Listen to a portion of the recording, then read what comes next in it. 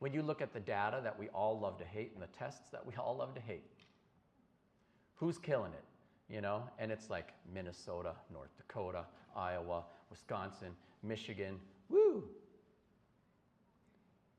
And who is really struggling with racially predictable disparities in their systems? And it is the same states.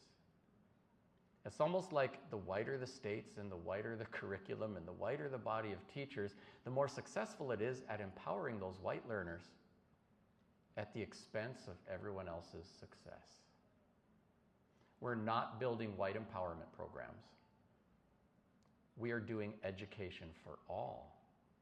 And there are ways to do education for all that don't require the disempowerment of the white learners for the empowerment of the others. That's a culture war. But to do education for all.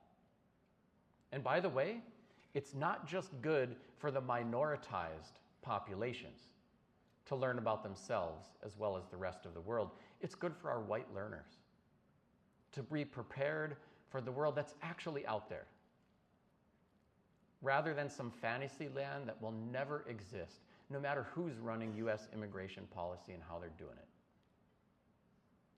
The world is a diverse place, and it always will be. We must figure out how to get along.